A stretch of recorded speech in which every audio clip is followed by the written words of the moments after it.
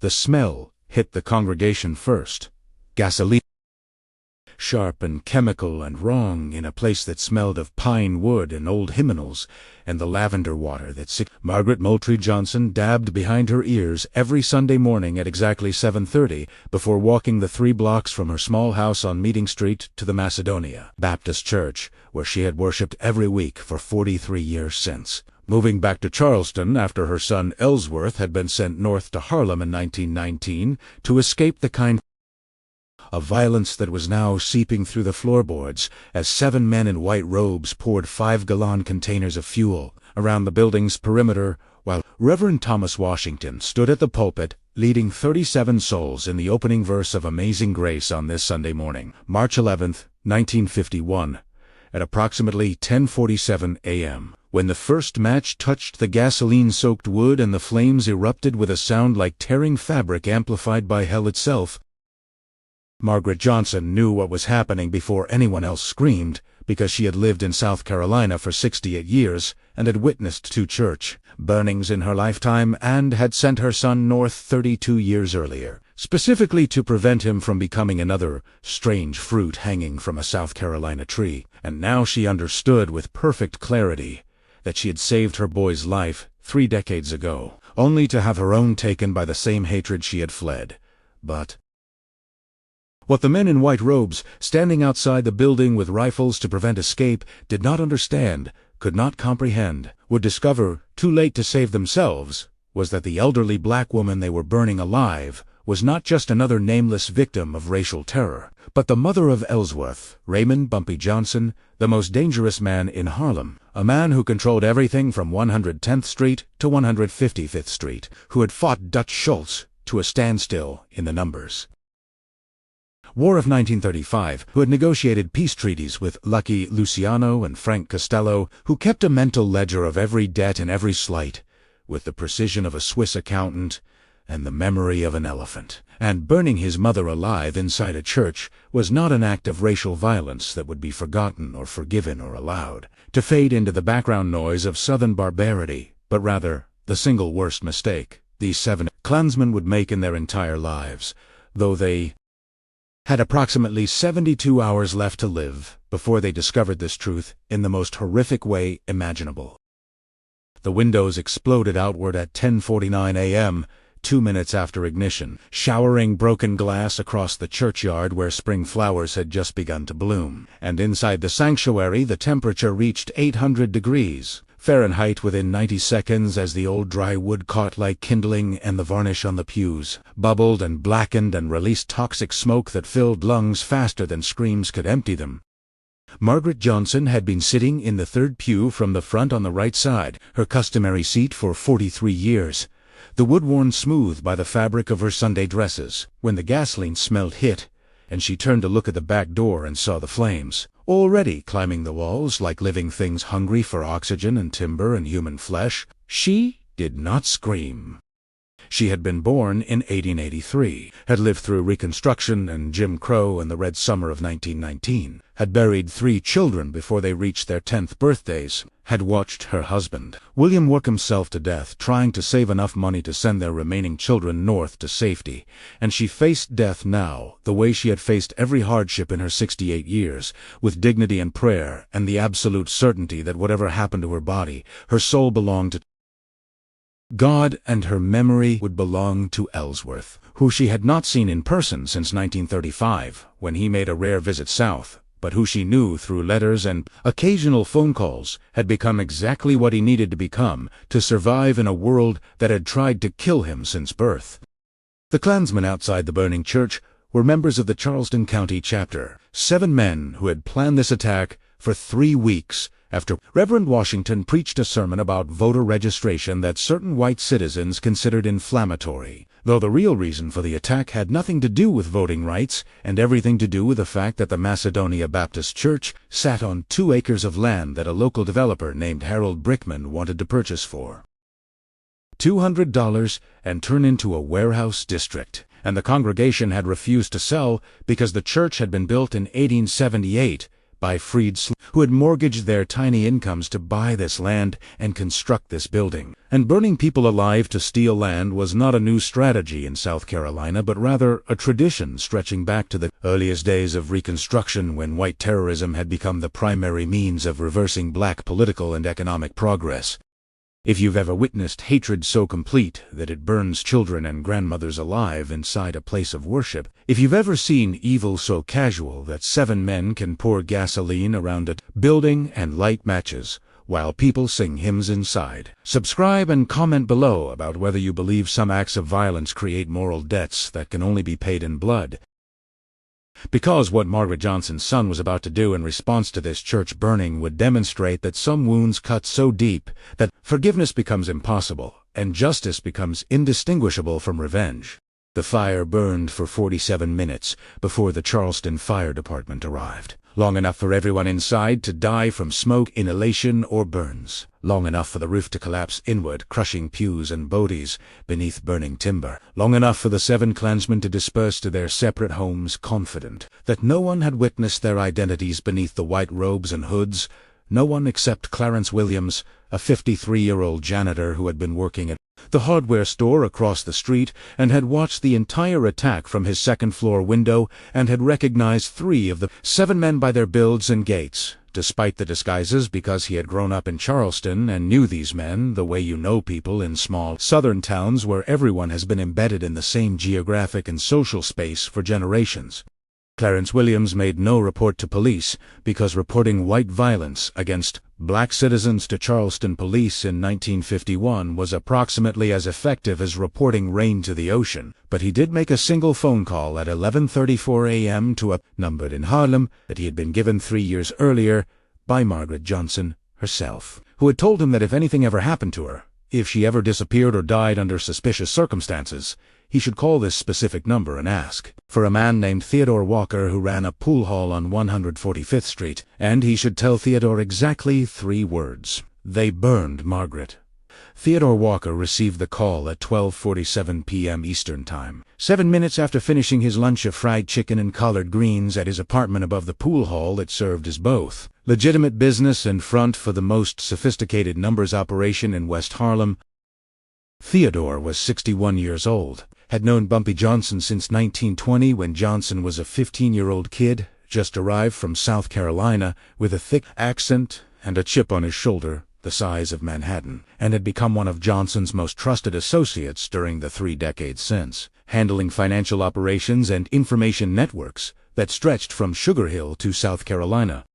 When Clarence Williams said the 3 words, "They burned Margaret," Theodore felt his stomach drop because he knew exactly what those words meant. And he knew exactly what would happen next, and he knew that the hours following this phone call would be the most dangerous period in the lives of whoever had committed this murder, because Ellsworth Johnson did not forgive, and did not forget, and most importantly, did not accept that there were any barriers, legal or moral or practical, that could prevent him from exacting perfect and terrible vengeance on anyone who harmed the people he loved. Theodore found Bumpy Johnson at 1:23 p.m. at the Red Rooster on 138th Street, sitting in his customary booth in the back corner with Frank Lucas and Unibird, discussing a shipment of heroin that was arriving from Marseille the following Tuesday and needed to be distributed through Johnson's network of 27 retailers operating from Harlem to the Bronx. Johnson was wearing a charcoal 3-piece suit tailored on Savile Row during his last trip to London, a burgundy silk tie, and Italian leather shoes that cost more than most Harlem residents earned in 3 months. And he was drinking Turkish coffee while explaining to Lucas the importance of maintaining consistent product quality, because customer loyalty in the heroin business was directly correlated to predictable potency and minimal adulteration. He looked up when Theodore Walker entered the restaurant because Theodore never interrupted business meetings unless something catastrophic had occurred, and he knew, before Theodore said a single word, that someone had died. He could see it in the way Theodore moved, the way his shoulders were set, the way his jaw was clenched, like he was physically restraining himself from screaming. Theodore sat down at the table without asking permission, which was itself a violation of etiquette significant enough that Frank Lucas and Unibird both straightened in their seats, preparing for violence. But Theodore ignored them completely and looked directly at Bumpy Johnson and said 6 words in a voice that carried no emotion whatsoever, because emotion would have made the words impossible to speak. "They burned your mother alive today." The silence that followed those 6 words lasted approximately 7 seconds, which does not sound like a long time until you are sitting at a table in a restaurant watching Ellsworth Johnson process the information that his mother has been murdered, watching his face go completely still in a way that was infinitely more terrifying than rage, watching his hands remain perfectly steady on the coffee cup in front of him, even though every person at the table knew that those hands wanted to break. Someone wanted to tear apart the world that had just taken the last remaining connection to his childhood, to the life before Harlem, to the woman who had saved him by sending him north 32 years earlier and who he had not seen in 16 years, but had spoken to by telephone every 3rd Sunday morning at exactly 9 a.m. when she got home from early church service. When Johnson finally spoke, his voice was so quiet that Theodore had to lean forward to hear him, and he said 5 words that would define everything that happened during the next 72 hours. Find out who did this. Within 3 hours, Theodore Walker had activated a network of informants that stretched from Harlem to Charleston, making 17 phone calls to people who knew things that were supposed to stay hidden, and by 5 p.m. Eastern Time he had collected enough information to provide Bumpy Johnson with a preliminary report that would have been impossible to obtain through any official channels, because official channels in Charleston, South Carolina in 1951 were controlled by the same white power structure that had ordered the church burning in the first place. The fire had been started by 7 members of the Charleston County Ku Klux Klan, and Theodore had the names of 5 of them confirmed through 3 separate sources. William Billy Hutchins, age 47, owned a hardware store on King Street. Robert Lee Crawford, age 39, worked as a foreman at the Charleston Naval Shipyard. James Earl Brickman, age 52, brother of the developer Harold Brickman, who wanted to buy the church land. Tomás Eugene Davis, age 44, Deputy Sheriff for Charleston County. Samuel Jose Patterson, age 36, owned a tobacco warehouse.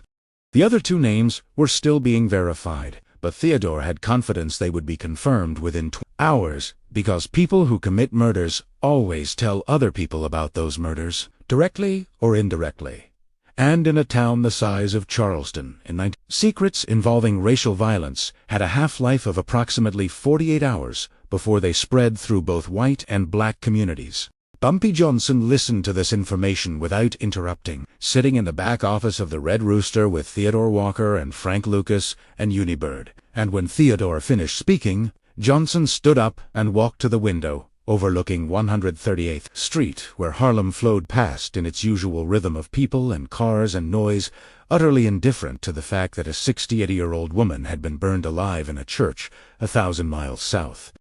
He stood there for 2 minutes and 17 seconds, completely still, watching the street without seeing it, and then he turned around and said, "I need industrial sulfuric acid, the kind they use in car batteries, but concentrated 98% pure. I need 7 1-liter bottles with wide mouths and screw tops. I need 7 lengths of cotton cloth, cut 12 inches square. I need 7 pairs of heavy rubber gloves. I need a 1949 Chevrolet sedan with South Carolina plates, untraceable, can't come back to us. I need a white linen suit and a Panama hat and round wire rim glasses, and I need all of this in Charleston by Tuesday night." The specificity of these requirements told everyone in the room exactly what Bumpy Johnson intended to do, though no one said it aloud, because saying it aloud would make them accessories before the fact, rather than witnesses who could claim ignorance.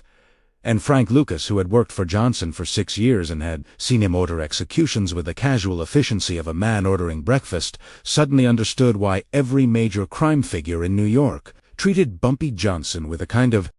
respect usually reserved for natural disasters. Because Johnson was not a man who fought with guns when fighting with guns was inefficient, was not a man who made threats when threats were unnecessary, was a man who calculated the precise method of revenge that would deliver maximum suffering with minimum risk, and then executed that plan with the methodical patience of someone who viewed vengeance not as an emotional release, but as a mathematical problem requiring an elegant solution. Theodore Walker made notes on a small pad of paper, not writing down what the items were for, but rather creating a coded inventory that would allow him to procure each element without creating a traceable connection to Bumpy Johnson. Industrial sulfuric acid was used in oil refineries and steel manufacturing, and was available for purchase through chemical supply companies, though buying it required invoices and delivery records and the kind of paper trail that could lead investigators back to whoever ordered it, which meant Theodore would need to steal it or have it stolen by someone who understood that stealing industrial chemicals. For Bumpy Johnson was the kind of favor that came with both significant payment and absolute silence, because the alternative to silence was being found in the East River wearing concrete shoes. The cotton cloth and rubber gloves and car were simpler items that could be obtained through a dozen different channels that would leave no record, though the requirement for South Carolina license plates meant stealing a vehicle from somewhere south of Virginia and driving it north to be stored until needed. The white linen suit and Panama hat and round wire-rimmed glasses were costume elements, and Frank Lucas, who had grown up in North Carolina, recognized immediately what Bumpy Johnson was planning to do, which was disguise himself as the kind of middle-aged white Southern gentleman who could move through Charleston without attracting attention, who could park a car on a residential street at midnight and be assumed to belong there, rather than triggering the kind of neighborhood watch mentality that would have greeted any black man in a car in a white Charleston neighborhood after dark. It was a brilliant disguise, not because it was elaborate, but because it was simple, because a well-dressed white man in the South in 1951 was essentially invisible to the kind of scrutiny that black men faced constantly, because racial privilege meant that white skin served as a universal pass to move through spaces without question or challenge. By Wednesday morning, March 14th, at 6:15 a.m., Bumpy Johnson was standing in a rented room above a colored boarding house on Blake Street in Charleston, South Carolina, wearing the white linen suit and Panama hat and round wire-rimmed glasses that transformed him from Harlem's most notorious crime boss into an anonymous, middle-aged white Southern gentleman who could walk through Charleston's white neighborhoods without triggering a second glance.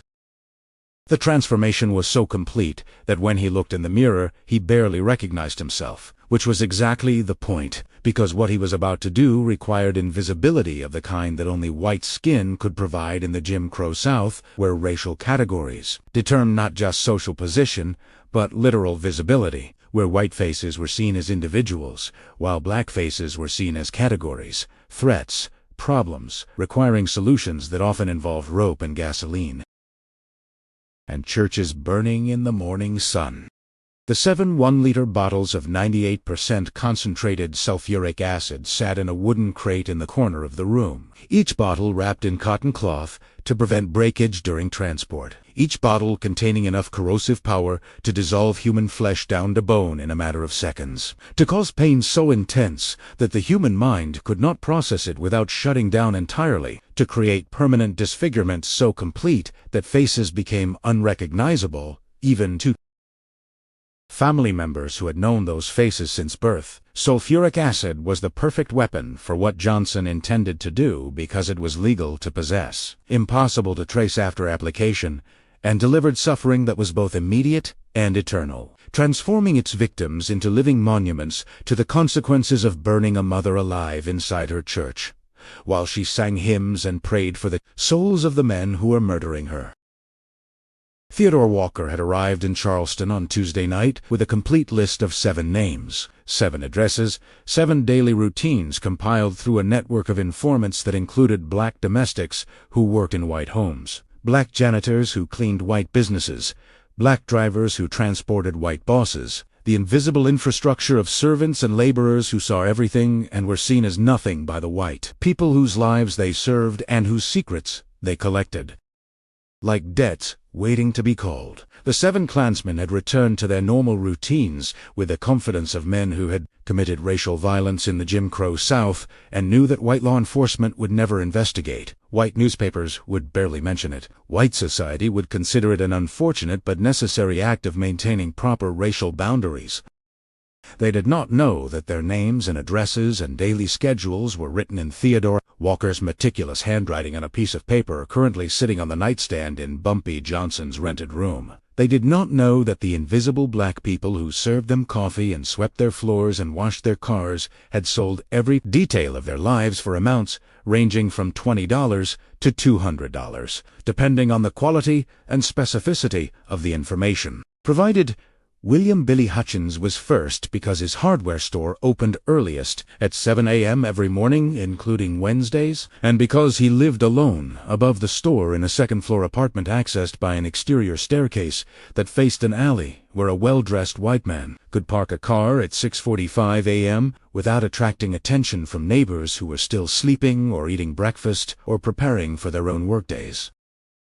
Johnson parked the stolen 1949 Chevrolet sedan with South Carolina plates in the alley at exactly 6:43 a.m., climbed the exterior staircase wearing the white linen suit and Panama hat and round wire-rimmed glasses, and carrying a leather doctor's bag that contained 1 bottle of sulfuric acid wrapped in cotton cloth and 1 pair of heavy rubber gloves, and knocked on Billy Hutchins's door at 6:46 a.m. with the polite but insistent rhythm of someone who had legitimate business at an inconvenient hour.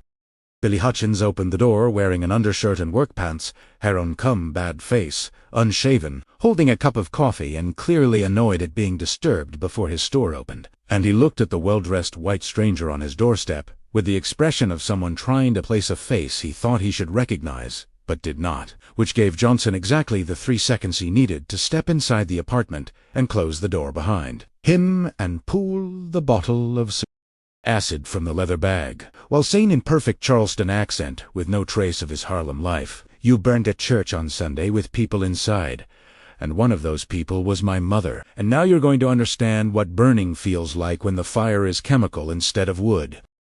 The moment of recognition when Billy Hutchins understood what was about to happen lasted approximately 2 seconds, long enough for his face to shift from confusion to comprehension to terror, long enough for him to open his mouth to scream or plead or bargain, but not long enough to make any sound before Johnson threw the entire liter of 98% concentrated sulfuric acid directly into his face from a distance of 4 feet, close enough to ensure accuracy, far enough to avoid splash back. And the acid hit Hutchins's face like liquid fire that did not burn in the traditional sense, but rather dissolved, eating through skin and muscle and cartilage and bone with a hissing sound like meat on a too-hot griddle, releasing steam and smoke, and a smell that Johnson would remember for the rest of his life as the smell of justice being served in the only currency these men understood.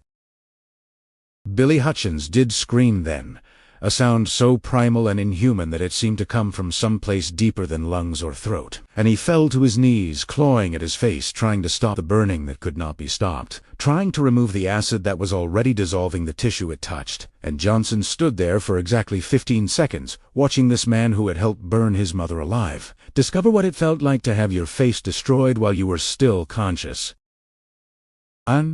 Aware. And then he left the apartment and walked down the exterior staircase and drove the Chevrolet sedan out of the alley at exactly 6:51 a.m., 5 minutes before anyone would discover Billy Hutchins writhing on his apartment floor with a face that was no longer recognizable as human. Have you ever watched someone realize that the violence they inflicted on others has come back to them multiplied and perfect? If you've seen a bully discover they chose the wrong victim, someone connected to power they couldn't imagine, subscribe and comment below whether you believe some acts of evil create debts that must be paid in suffering equivalent to what was inflicted. Because what happened to Billy Hutchins was just the beginning of 72 hours that would teach 7 Klansmen that burning Bumpy Johnson's mother alive was a mistake that would cost them everything, including the faces they had hidden behind white robes. Robert Lee Crawford worked the morning shift at Charleston Naval Shipyard, arriving at 7:30 a.m. and parking in the same spot he had parked in for 11 years. Lot D, Space 47. 3rd row from the fence that separated the parking area from the administrative buildings. Johnson parked the Chevrolet 3 spaces away at 7:22 a.m., waiting with the patience of a predator who understands that rushing leads to mistakes, and mistakes lead to failure. And when Crawford walked past at 7:31 a.m. carrying his lunch pail and whistling some tune Johnson did not recognize, Johnson got out of the car and called out in his perfect Charleston accent. "Excuse me, friend. I think you dropped something back by your vehicle." Crawford turned around with the automatic politeness of a Southern white man addressing another Southern white man, started walking back toward his car to see what he had supposedly dropped, and Johnson fell into step beside him saying, "I appreciate you taking a moment. I know you're probably running late for your shift." And Crawford said, "No trouble at all." And they reached Crawford's car where Johnson pointed at the ground and said, "Right there. I think it's your wallet." And when Crawford bent down to look, Johnson pulled the second bottle of sulfuric acid from the doctor's bag he was carrying and poured the entire liter over Crawford's head and neck and back, soaking his hair and shirt and skin with acid that began dissolving tissue immediately, burning through scalp and ears and the back of his neck with a violence that made Crawford scream and spin around, trying to see his attacker. And his face, when he turned around, was already beginning to blister and melt, where the acid had run down from his hair. And Johnson stood there for 3 seconds, looking directly into Crawford's eyes and saying, "Margaret Johnson was my mother, and you burned her alive in her church. And now you're going to spend whatever is left of your life as a monster who can't look in a mirror without remembering what you did?" The screaming brought shipyard workers running from 3 different directions. But by the time they reached Robert Lee Crawford, Johnson was already driving out of the parking lot in the Chevrolet sedan. Just another well-dressed white man in a Panama hat leaving the naval shipyard at 7:34 a.m. on a Wednesday morning, invisible in his whiteness, protected by his disguise, untouchable because the witnesses who saw him had no reason to remember his face and every reason to assume that whoever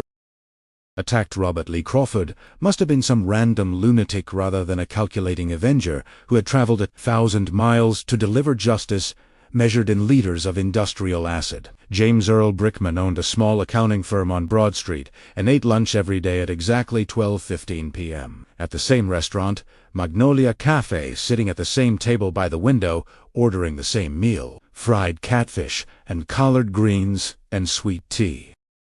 Johnson knew this because Theodore Walker's informants had documented Brickman's routine with the precision of people whose survival had always depended on noticing what white people did and when they did it. And at 12:11 p.m. Johnson was sitting in a booth at the back of Magnolia Cafe, wearing the white linen suit and round wide-rimmed glasses, and reading a newspaper like any other Charleston gentleman taking his midday meal.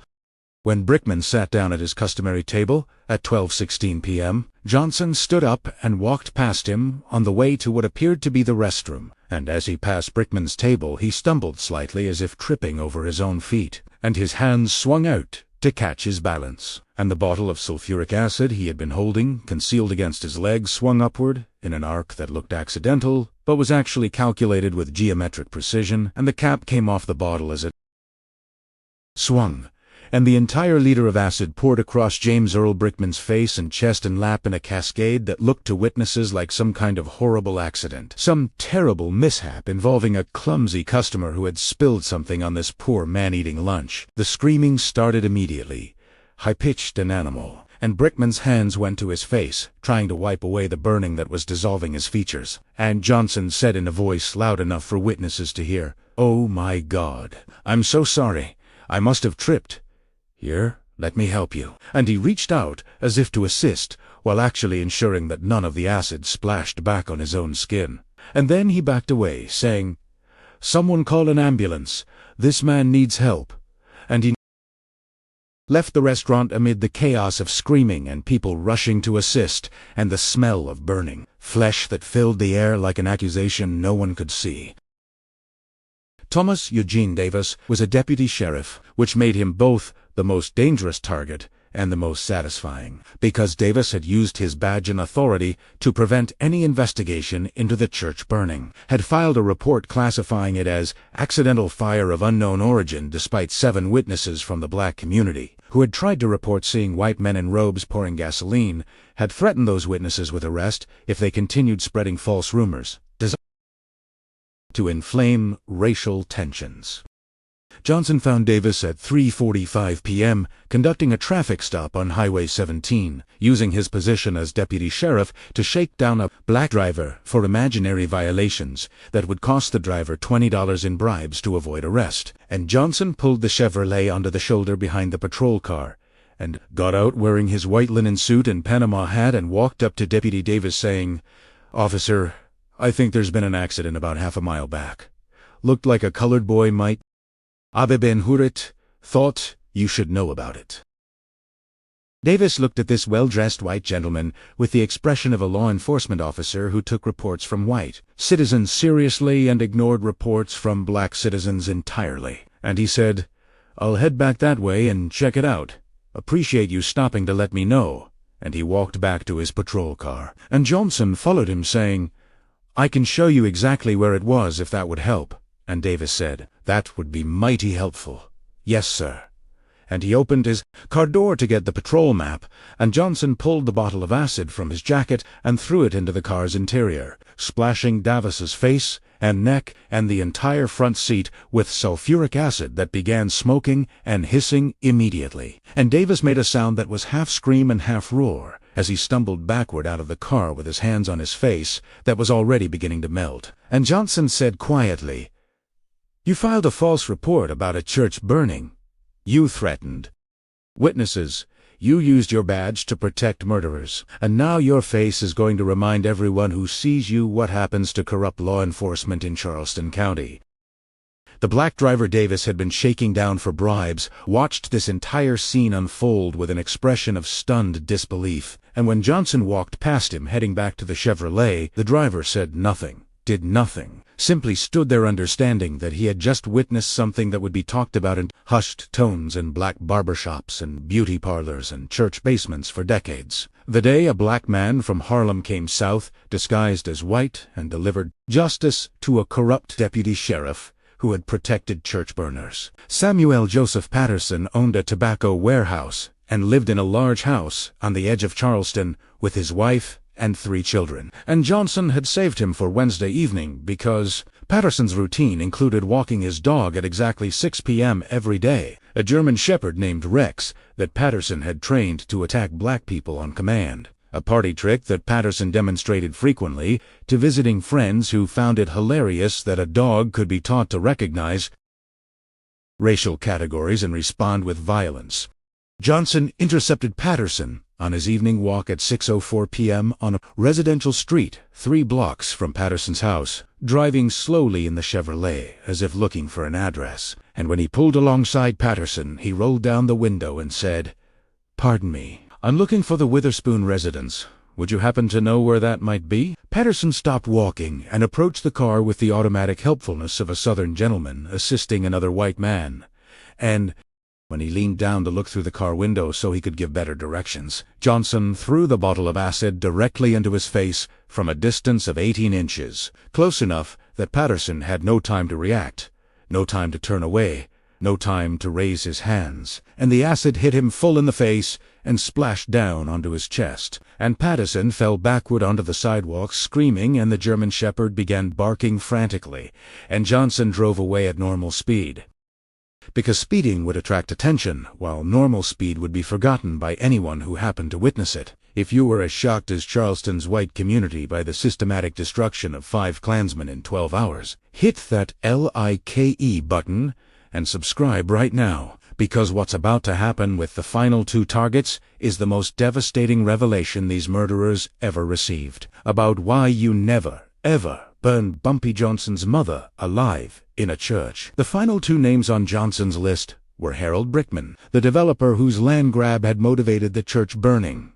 and Cecil Morrison, the Klan leader who had organized the attack. And Johnson saved them for Thursday because he wanted them to know what was coming, wanted them to hear about the 5 acid attacks that had occurred across Charleston on Wednesday, wanted them to spend Wednesday night and Thursday morning understanding that someone was hunting Klansmen systematically, that someone knew their names and faces and routines, that they were next, and there was nothing they could do to prevent it, because going to police meant admitting they had burned a church full of people and that police in Charleston were not going to protect them from consequences of that admission. Harold Brickman spent Wednesday night in his office with the doors locked and the lights off, sitting in darkness with a loaded shotgun, convinced that he was safe because his office was on the third floor of a building that required passing through a locked street-level entrance. And at 2:30 a.m. Thursday morning he heard footsteps in the hallway outside his office door, slow and deliberate. And he raised the shotgun and pointed it at the door and said, "I know you're out there, whoever you are. And I'm armed, and I will shoot." Johnson's voice came through the door with that perfect Charleston accent. "Mr. Brickman, I'm from the police department. We're evacuating this building. There's been a gas leak reported. You need to come with me immediately." Brickman hesitated because it sounded legitimate, because gas leaks were real dangers in buildings this old, because the voice sounded like a white police officer rather than some avenging killer. And he opened the door, still holding the shotgun, and Johnson was standing in the hallway wearing a policeman's uniform that Theodore Walker had acquired through methods that would never be discussed. And he said, "Sir, you need to lower that weapon and come with me right now. The whole building could explode." And Brickman lowered the shotgun and stepped into the hallway. And Johnson threw the acid in his face from 2 feet away and said, "Your land grab killed 37 people, including my mother, and now your face is going to be your punishment for the rest of your life." Cecil Morrison was the final target, and Johnson found him Thursday afternoon at his home, a large plantation-style house 5 miles outside Charleston proper, surrounded by cotton fields that Morrison's family had farmed using slave labor before the Civil War and sharecropper labor after. And Morrison had clearly heard about the 6 acid attacks because his house was locked down like a fortress with curtains drawn and Morrison himself visible through a ground-floor window, holding a rifle and scanning the driveway for threats. Johnson did not approach the house directly because Morrison was expecting a frontal assault, was prepared for someone to drive up the long driveway or walk across the cotton fields, was not prepared for someone to pour sulfuric acid down his chimney at 4:15 p.m. Thursday afternoon while Morrison sat in his living room with his rifle, wondering when the attack would come. The acid poured down the chimney, hit the fire Morrison had built to ward off the March evening chill, and the heat caused the acid to vaporize into fumes that filled the living room in seconds, burning Morrison's eyes and throat and lungs, driving him screaming out of the house onto the front lawn where he collapsed, gasping for air that felt like inhaling broken glass. And Johnson stood on the roof looking down at this Klan leader who had organized the church burning and was now blind and choking and understanding too late that you cannot burn people alive in their church and expect no consequences, cannot hide behind white robes and think that anonymity provides protection, cannot murder a black woman in South Carolina and imagine that her son in Harlem will accept this violence as the natural order of things, requiring no response. Johnson climbed down from the roof and drove away in the Chevrolet sedan, heading north out of Charleston at exactly 4:47 p.m. on Thursday, March 15th, 1951. 72 hours after receiving the phone call from Theodore Walker, 7 Klansmen destroyed, 7 faces melted beyond recognition, 7 men who would spend the rest of their lives as walking reminders that some acts of violence create debts that must be paid regardless of the social systems designed to protect perpetrators of racial terrorism. Subscribe for more stories about justice delivered through channels that official systems refuse to use. Tell us in the comments if you've ever witnessed revenge so perfectly calculated that it became a legend passed down through generations. The Charleston police never investigated the acid attacks with any serious intent, because doing so would have required acknowledging why the attacks occurred, would have required admitting that 7 white men had burned a church full of black people, including a sick woman who died singing hymns, would have required recognizing that racial violence has consequences, even when those consequences come from outside official channels. The newspapers reported the attacks as random crimes, the work of some lunatic who had targeted upstanding citizens for reasons unknown. But everyone in Charleston's black community knew exactly what had happened and why, knew that Bumpy Johnson had come south, disguised as white, and delivered justice measured in liters of acid, knew that the 7 Klansmen would spend the rest of their lives faceless and broken, and marked as men who had learned too late, burning someone's mother alive. Her church was not an act that could be committed without consequences. The Charleston County Ku Klux Klan chapter dissolved within 6 months, as membership dropped to zero because no one wanted to join an organization whose members were being systematically destroyed by someone who knew their names and addresses and daily routines. And church burnings in Charleston County stopped entirely for the next 15 years because the white men who might have considered such violence understood clearly that Margaret Johnson's death had purchased a protection for every black church within 100 miles, had established a boundary that could not be crossed without facing consequences more terrible than any legal system would impose. Bumpy Johnson never spoke publicly about what happened in Charleston during those 72 hours in March 1951, never confirmed or denied the rumors that circulated through Harlem about his trip south, but everyone who knew him understood that the trip had changed something fundamental, had satisfied a debt that could only be paid in suffering, had closed a wound that had been opened when Theodore Walker said 6 words that no son should ever hear. "They burned your mother alive today." And when people asked Johnson years later how he had maintained his position in Harlem for so long, how he had commanded respect from gangsters and civilians and police officers alike, how he had built a reputation that transcended the normal boundaries of criminal fame, those who knew the Charleston story understood that the answer was simple. Bumpy Johnson was the kind of man who traveled 1,000 miles to destroy 7 Klansmen with industrial acid because they had burned his mother alive in their church, and anyone who could do that, who could plan and execute such perfect and terrible revenge, was not someone you wanted as an enemy under any circumstances whatsoever. The legend of what happened in Charleston spread through black communities across the South in the weeks and months that followed, told in hushed tones in barber shops and beauty parlors in church basements, passed down through generations as a story about justice delivered when official systems failed, about a son who avenged his mother's murder despite every barrier of distance and law and racial hierarchy designed to make such vengeance impossible.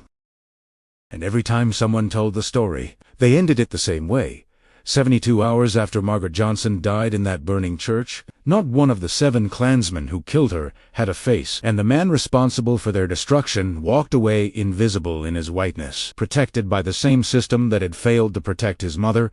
using that system's weapons against itself in a demonstration of poetic justice so perfect that it became immortal.